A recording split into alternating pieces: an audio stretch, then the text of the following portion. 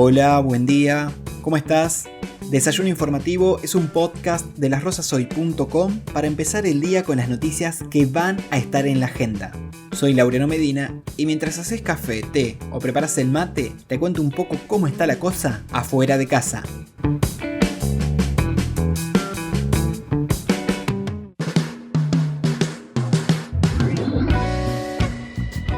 ¿Por qué es importante vacunar a los hijos contra el COVID-19?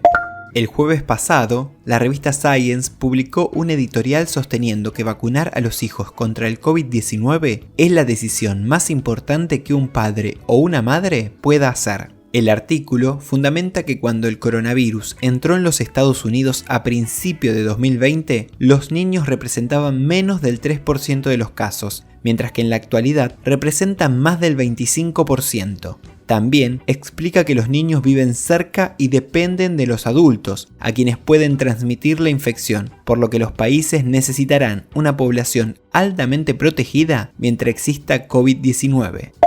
Un informe publicado también días atrás por profesionales de la Dirección de Control de Enfermedades Inmunoprevenibles del Ministerio de Salud de la Nación, en conjunto con la Comisión Nacional de Seguridad en Vacunas, muestra los datos reportados desde el inicio de la campaña en adolescentes, que fue el 28 de julio de este año, y en niños y niñas de entre 3 y 11 años, que inició el 12 de octubre último.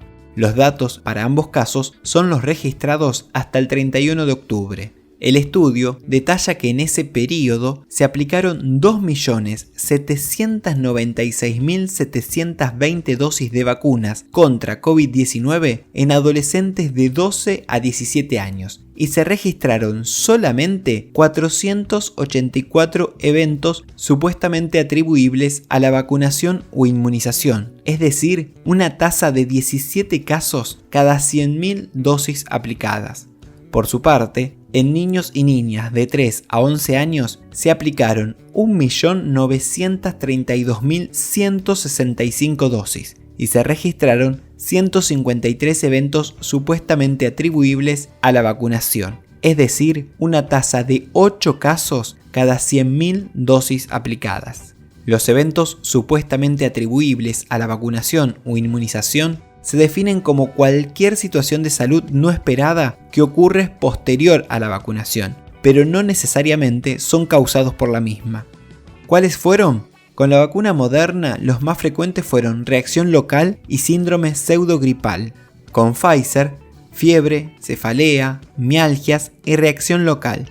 Mientras que con Sinopharm, el evento más frecuentemente reportado fue la alergia, de características leves y moderadas con afectación mayoritariamente en piel, y en segundo lugar se notificaron las reacciones locales en el sitio de aplicación.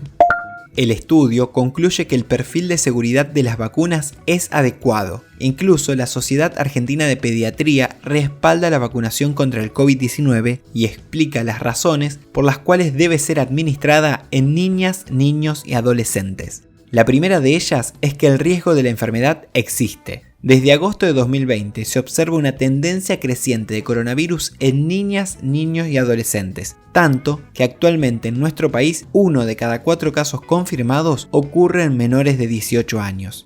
Además, la enfermedad puede generar secuelas a largo plazo que según estudios internacionales afectan entre el 10 y el 15% de las niñas, niños y adolescentes que tuvieron COVID-19, incluso lo que se conoce como COVID prolongado. La segunda razón es que, teniendo en cuenta las múltiples interacciones sociales que tiene, el grupo pediátrico es susceptible de contraer la infección y transmitir el virus a otras personas. En este sentido, se necesita vacunar a los niños, niñas y adolescentes para protegerlos y alcanzar la inmunidad colectiva de la población general.